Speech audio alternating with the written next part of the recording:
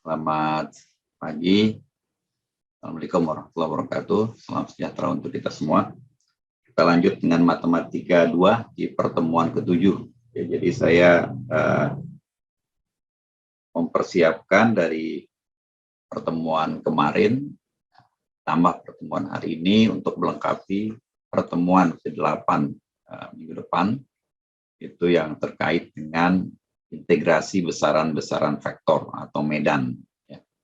Yang nanti akan lebih detail lagi dibahas di semester 3 mata kuliah analisa vektor, dan di semester 5 kalau nggak salah 5 ya, mata kuliah medan elektromagnetika. Itu salah satu mata kuliah dasar teknik elektro yang dari sana kalian akan belajar banyak sekali peluang-peluang untuk mempelajari atau merancang atau memahami minimal berbagai macam fenomena di teknik elektro, ya. Jadi kalian yang paham tenaga listrik, misalnya ada trafo, ada motor listrik, ya. Itu sampai sekarang dipakai itu trafo dan motor listrik. Nah, bahkan mobil listrik itu nanti ya akan jadi mobil pengganti dari mobil-mobil yang ada sekarang dengan menggunakan bensin. Kemudian juga ada banyak sekali aplikasi di sensor, ya. Kalian mempelajari sensor tekan, ya, sensor touchscreen, ya, touchscreen dan lain sebagainya. Itu basicnya elektromagnetik. Juga di telekomunikasi wireless itu udah pasti kalian akan mempelajari gelombang elektromagnetik, ya, gelombang yang merambat dari satu tempat ke tempat lain tanpa kabel, ya, wireless. Itu akan dipelajari secara dasar di mata kuliah medan elektromagnetika. Nah, beberapa dasar matematiknya itu kita pelajari di beberapa mata kuliah, salah satunya di mata kuliah kita kali ini.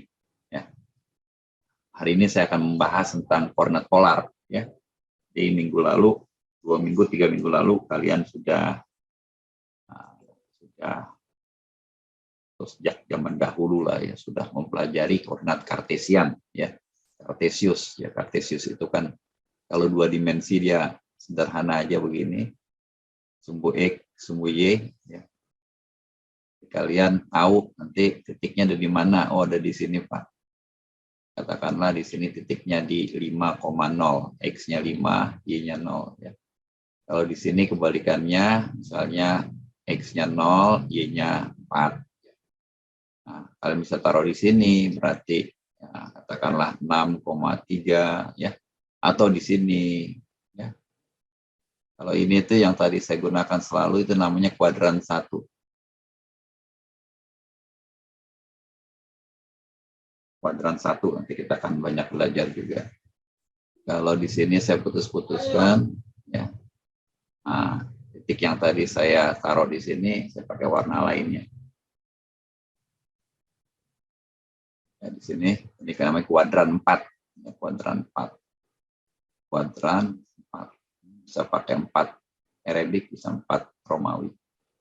Ini di sini. Jadi di kuadran 4 itu X-nya negatif. Y-nya negatif. Jadi titik ini tuh bisa jadi titik 6,-3, ya. Atau di kuadran yang lainnya, kuadran 2 dan kuadran 3, ya. Ini kuadran 2, ini kuadran 3, ya. Nah, kalau letakkan itu kalau 2 dimensi. Kalau 3 dimensi, ya tinggal kita kembangkan saja dengan tambahan sumbu X, sumbu Z, ya. Ini sumbu X-nya, ini sumbu Y-nya. Nah, ini sebetulnya diputar aja, ya. Dan sumbu Z-nya katakanlah ke atasnya standar bikinnya begini. Ya, jadi kalian bisa kembangkan. Nah, kemudian juga waktu itu saya sempat juga cerita tentang vektor, ya. Vektor di koordinat kartesius itu ada misalnya di sini, ya. Sini kalau 3 dimensi ada benda, ya, saya udah ngajarin waktu itu nih, anggapnya kamar kalian, ya. Ini kamar kalian, ini lantainya, ya, lantainya. Ini tembok sebelah kiri, ini tembok depan kita. arah komputer kita, arah monitor, arah kamera kita. Karena di sini di atas rantai itu ada kotak. Kita tarik sejajar dengan tembok depan kita. Nah, kita tarik dengan gaya F. Nah, ini F-nya komponennya FY, AY. Kalau kalian tarik ke sana, kalau kalian tarik ke arah sepanjang tembok sebelah kiri, tariknya ke sana, maka vektor F itu menjadi Fx. Ya.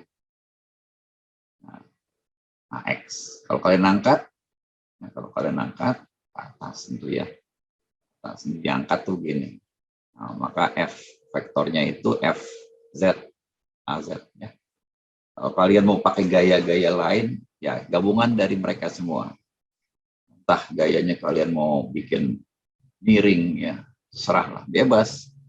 Miring sana, entah apa ya. Maka itu gabungan semuanya. Fx, Ax, ditambah Fy, Ay, ditambah Fz, Az. Ya, bebas saja. Nah, hari ini kita akan kembangkan di koordinat polar. Ya, koordinat polar itu, nah, habis ini saya akan tampilkan koordinat polar dan 3 dimensi dari koordinat polar yang kita sebut dengan koordinat silinder. Ya. Jadi ada koordinat Cartesius, KK, Cartesius, koordinat silinder, KS. Nah, sebetulnya ada satu lagi, KB, koordinat bola. Tapi ini tidak saya bahas di sini, ya, excluded. Jadi mungkin di mata kuliah lain, saya ingin konsentrasi aja di sini dengan integral. Setelah itu saya akan tampilkan vektor di koordinat polar dan koordinat silinder. Ya, kalian akan belajar nanti ternyata koordinat-koordinat ini akan menambah pemahaman kita. Ya. Walaupun nanti dalam realitas di lapangan ya kita akan menggunakan komputer. Ya, tapi sebelum kalian pakai komputer, kalian harus tahu konsep dulu. Dan agenda saya terakhir hari ini adalah membahas medan. Ya, medan elektromagnetik atau medan lain. Ya, karena medan itu banyak sekali. Medan itu adalah besaran-besaran, ya terutama kalau yang kita bahas medan vektor adalah besaran-besaran vektor yang ada di setiap titik. Ya, nanti contoh-contohnya akan saya tampilkan.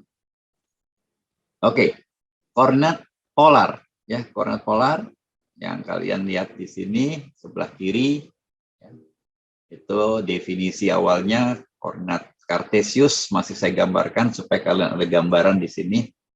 Apa sih bedanya koordinat Cartesius KK dengan koordinat polar? Ya, jadi koordinat polar maka diambil 2 dimensi, nah, sumbu X, sumbu Y. Nanti ketika membahas koordinat silinder, baru kita akan membahas sumbu Z-nya. Titik P, ya titik P ini ada di sini, ya. Itu kita waktu itu pernah membahas dia mempunyai koordinat X, Y, ya. Kalau di sini tentunya di kuadran 1 nih, ya kuadran 1. Kuadran 1. Karena X-nya positif ke kanan, Y-nya positif ke atas. Jadi entah berapa ini, 4,3 misalnya 10,1, ya itu semua ada di kuadran 1. Nah, sekarang saya ingin menyatakan titik ini dalam koordinat polar, ya. Koordinat polar itu, kalau koordinat Cartesius itu X, Y. Koordinat Cartesius itu komponennya X dan Y. Kalau koordinat polar itu komponennya rho dan V. Ya. Ada 2. Karena kalau cuma 1 aja nggak kena dia. Harus 2 kita bilangnya. Kalau koordinat Cartesius itu X. X sama dengan 5 misalnya. Itu artinya garis ini. Kalau kalian bilang X sama dengan 5.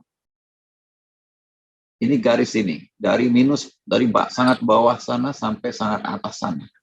Ini sama dengan X sama dengan 5. Ya. Andaikan P-nya ini ada di, misalnya P-nya ini ada di 5,2 misalnya ya.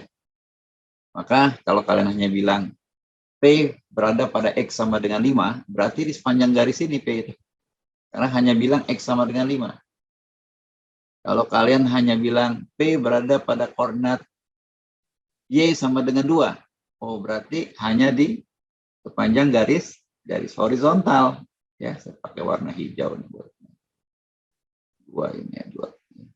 Berarti sepanjang ini dari paling kiri terus sampai paling kanan. Saya nggak terusin karena nabrak gambar sebelah kanan ya. Jadi itu ini Y sama dengan 2. Kalau yang tadi itu X sama dengan 5. Nah, kalau kalian bilang X sama dengan 5 dan Y sama dengan 2, maka dia ketemu di titik ini. Itulah T. Itu koordinat kartesius. Nah, sekarang bagaimana dengan koordinat polar? Koordinat polar juga menggunakan dua informasi, yaitu rho, ya, rho adalah jarak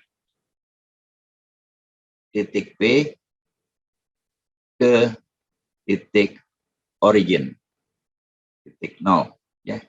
Jadi di mana P-nya? P-nya ada di sini nih Pak. Oh, berarti jaraknya dari sini ke sanalah, menggambarkan rho. Ya, makanya koordinat rho itu kita tarik dari titik 0. Sorry, ini saya tulis titik 0. Kita tarik dari titik 0 menuju titik yang kita sedang amati. Radial, kita bilang ya. Keluar dari titik 0 ini radial. Kalau titiknya ada di sini, ya ini kita tarik. Inilah koordinat, sumbu koordinat, ya, sumbu rho. Kalau titiknya di sini. Kalau titiknya ada di sini, ya ditarik ke sana. Ini rho kita. Kalau titiknya ada di sini. Jadi, tidak seperti X dan Y yang nggak berubah. Ya. Kalau koordinat silinder, sumbu pertamanya rho, tergantung titiknya di mana. Kalau titiknya ada di sini nih, nah, katakanlah saya pakai warna lainnya. Kalau titiknya ada di sini, mudah-mudahan kelihatan nih orangnya. Titik P saya ada di sini, maka rho-nya di sini. Jadi rho itu sama dengan X untuk kasus titiknya di sini. Kalau saya pakai warna lain, Anda masih kelihatan warna merah. Kalau titik P-nya ada di sini, maka saya tarik dari titik 0 ke titik P. Ini rho saya. Oh, berarti rho-nya sama dengan sumbu Y. Iya, untuk titik-titik yang di situ. Bahkan dia bisa juga ke bawah kalau titiknya ada di sini. Bahkan dia bisa ke kiri kalau titiknya ada di atas sumbu X negatif. Ya, jadi itu ilustrasinya untuk menggambarkan bahwa informasi pertama adalah rho. Ya, tetapi rho saja tidak cukup. Ya, sama seperti yang kalian lihat tadi. Kalau kalian hanya bilang, saya mempunyai sebuah titik P, misalnya. Saya mempunyai sebuah titik yang rho-nya sama dengan 2. Kalian hanya bilang rho-nya saja sama dengan 2. Tidak ada info tambahan. Maka titik-titik P itu berada di atas lingkaran putus-putus warna hijau ini. Ya. Karena dengan kalian bilang rho-nya sama dengan 2, oh berarti jarak titik itu ke titik origin, titik asal, itu 2. Berarti kalian mempunyai sebuah lingkaran. Karena seluruh jarak ini, seluruh titik-titik ini berjarak 2 atau sama. Ya, semuanya sama. Jadi kalau kalian bilang titiknya ada pada rho sama dengan 2, itu tidak lengkap informasi. Oke ya, tidak lengkap. Karena kalian hanya bilang, ya ada di situ tuh di lingkaran itu. Gak boleh kita bilang titik itu harus eksak. Ya, sama kayak kalian bilang, lokasi lagi di mana nih? Ya di sekitaran situ deh, berjarak sekian kilometer dari kampus. Itu bukan ngasih informasi, tapi kasih tebak-tebakan. Ya, jadi harus tepat. Makanya harus ada info kedua, ya. Info kedua yaitu tentang V. Kita bilangnya V ya. Kalian tolong diingat-ingat ini rho, ini V. Ya. Nah, ini nih, ini V. V itu bercerita mengenai sudut. Jadi berapa besar sudut yang dibentuk oleh garis, oleh sumbu rho terhadap sumbu X. Jadi sudut ini nih. Sudut ini nih. Ini adalah sudut V. Jadi kalau kalian titiknya ada di sumbu X, sudutnya 0. Kemudian kalau kalian agak ke atas gini, sudutnya positif. Makin ke atas, ke sana, ya, makanya arahnya begini nih, arahnya begini. Begini itu apa ya? Azimut ya kita bilangnya ya. Sudut azimut. Sudut azimut. Kalau orang suka bilang jam 3, jam 10, nah itu sudut azimut ya. Kalau lagi mau mengarahkan berjarak sekian, tapi sudutnya ya.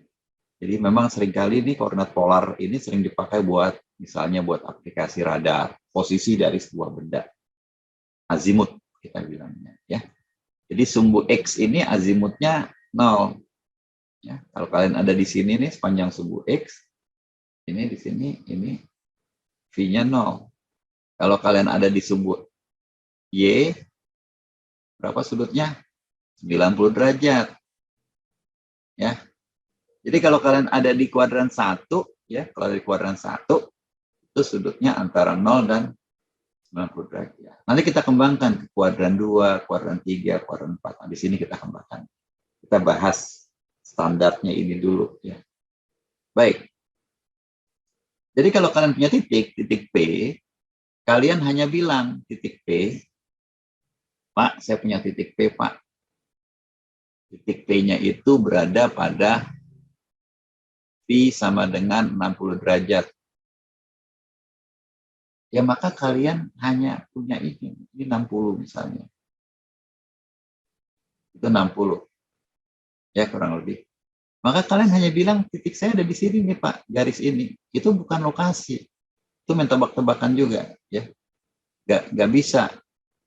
Sepanjang ini tak terhingga ke sana. Itu artinya V-nya sama dengan 60. Oleh sebab itu, kita harus menginformasikan keduanya. Pertama, jaraknya berapa, maka kita akan pegang ini, lingkaran ini. Yang kedua, kita bilang misalnya V-nya 60 derajat. Berarti kita punya garis ini. Nah, titik temunya di sini. Itu udah pasti titiknya ada di sini. Ini titik P. Jadi kalian harus berikan dua buah informasi. Ya. Nah, mudah saja, kalian nanti lihat-lihat lagi. Nah, sekarang saya ingin tunjukin hubungan keduanya. Ya, kalau saya punya di sini nih. Ya, saya punya di sini. Punya di sini di titik nih. Warnanya udah campur aduk, tapi mudah-mudahan kalian masih bisa melihat bahwa saya mempunyai sebuah segitiga. Saya mempunyai sebuah segitiga nih. Ya, saya mempunyai sebuah segitiga. Ini udah banyak coret-coretan, tapi saya yakin kalian masih bisa ngelihat ada segitiga di sini, segitiga siku-siku. Ah, kalau segitiga siku-siku, kita tahu nih sisi sampingnya ini adalah X, sisi tegaknya itu Y, ya. Sisi miringnya rho, sudutnya V. Nah, lengkap udah. Ya, saya gambarkan lagi di sini segitiganya. Harus kita gambarkan siku-sikunya. Dan kita bilang ini adalah koordinat atau ini adalah panjangnya X, ini Y, ini sudutnya V, sisi miringnya rho. Maka kalian bisa menghitung ini. Ya. Kalian bisa menghitung bahwa kosinus V, nah, kosinus V itu berarti sisi samping. Sisi samping dibagi sisi miring. Nah, jadi kalian bisa X sama dengan rho kosinus V. Ya. Kalian punya satu nih hubungannya. Yang kedua, sinus. Itu Y per rho. Berarti kalian punya yang nomor 2 ini. Nomor 3, warna lain. Nomor 3, Pitagoras. Rho kuadrat sama dengan X kuadrat tambah Y kuadrat. Nomor 4, tangen. V sama dengan sisi depan dibagi sisi samping. Ya. Jadi hubungan-hubungan ini ya bisa kalian dapatkan, ya sebetulnya tangen itu bisa kalian dapatkan dari 1 dan 2, ya 2 dibagi 1. Ya, itu hubungan-hubungannya kalau kita mau menghitung. Saya langsung contoh soal. Ya, contoh soal di sini mudah saja, tapi cukup menantang. Jadi kalian akan melihat bahwa ini cukup indah ya kalau kita hitung perlahan-lahan, ya, perlahan-lahan nanti kita ngerti. Ini saya mulai ada 8 titik. Saya berikan titik-titik ini dalam koordinat kartesius. Hitunglah koordinat polarnya. Ya. Nah, diminta hitung koordinat polar. Ya, berarti dikasih X-nya, berapakah rho dan V-nya. Gitu, ya. Nah, ini kan kalian tadi udah saya bilangin di 1 dan 2 ini. Nah, kalau kayak gini itu rho dan V-nya diketahui, X-nya ditanya. Nah, sekarang kita balik. Maka kalian dapati Pitagoras ya. Tadi udah saya tampilkan juga Pitagoras. Tinggal diakarkan, jadi kalian dapat ini. Kemudian tadi yang kedua juga saya tampilkan tangen ya. Tangen inverse itu V. Tapi hati-hati, ini hanya berlaku untuk kuadran 1. Untuk kuadran lainnya hati-hati ya. Untuk kuadran lainnya hati-hati. Untuk kuadran 1 seperti gambar tadi, ini rumusnya. Jika X-nya diberikan, katakanlah X-nya negatif, ya, X-nya negatif, Y-nya positif, maka di kuadran 2. Titiknya ada di sini nih. Maka sudut V itu yang ini. Ya, sudut V itu yang ini. Yang kalian hitung dengan ini, itu alfa, sudut alfa. Makanya harus dikoreksi. Ya. Kalian tahu nih, ini adalah 180 derajat. Maka V sama dengan 180 derajat dikurang alfa. Ya. Ini untuk kuadran 2. Kuadran 2. Ya. 180 derajat dikurang tangen inverse. Nah, X-nya karena negatif harus kalian mutlakkan, ganti jadi positif. Sedangkan kalau X-nya itu negatif dan Y-nya negatif, berarti kalian ada di kuadran ketiga ini.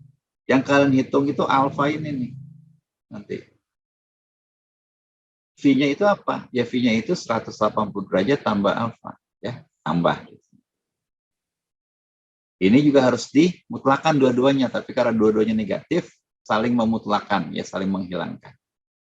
Dan yang terakhir, kalau X-nya positif, Y-nya negatif, kalian berada di kuadran keempat. Nah, yang kalian hitung itu ini. Ini tuh bukan V, ini alfa. Alfa itu adalah negatif. Nah, V itu adalah negatif alfa. Ya. Jadi kalian hitung minus tangen inverse, Y per X, tapi Y-nya dimutlakan. Ya. Jadi ini yang kalian harus hati-hati ya. Tapi kalau kalian udah paham sebetulnya nggak harus dihafalin, yang harus dihafalin itu cuma satu, ini aja tangen. Ini aja yang kalian harus hafalkan. Oke ya, kita lihat ke 8 titik ini. 8 titik ini titik istimewa, sebetulnya titik istimewa pertama saya tandai ya. Titik istimewa pertama saya tandai, ini ada di sumbu X, betul ya. Ini ada di sumbu X negatif, ini ada di sumbu Y di atas, ini ada di sumbu Y negatif di bawah. Saya akan bahas mereka bareng, dan yang pasangan lainnya akan saya bahas bareng juga berikutnya. Oke, lihat ya, nih ya. Jadi titik ini ya, kebetulan di sini saya mulai dengan titik P2. P2 ada di sini nih. Ya, ada di sini. Berarti apa nih? Berarti dia nilai X-nya 0, X-nya 3, Y-nya 0 ya. Y-nya 0. Ada di perbatasan kuadran 1, ini kuadran 1 dan kuadran 4. Oke. Nah, dilihat di sini terlihat dengan jelas sekali V-nya sama dengan 0 ya. V-nya 0. Tinggal kalian hitung aja nih. 0 dibagi sesuatu 0 ya 0. Kemudian dengan Pitagoras, nggak perlu Pitagoras karena kalian udah tahu ini jaraknya ini ya 3 ya. Sama seperti yang ini. Yang ini jaraknya 3 juga ya. Jadi row-nya 3. Ini juga row-nya 3. Gampang aja. Sama-sama 3 row-nya. Ya memang dia berada di atas lingkaran yang sama.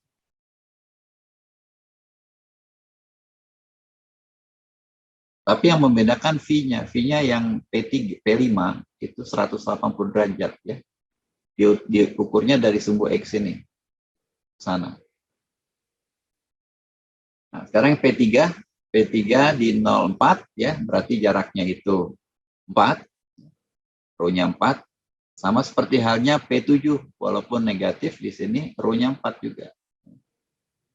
Pakai warna lain biar kelihatan.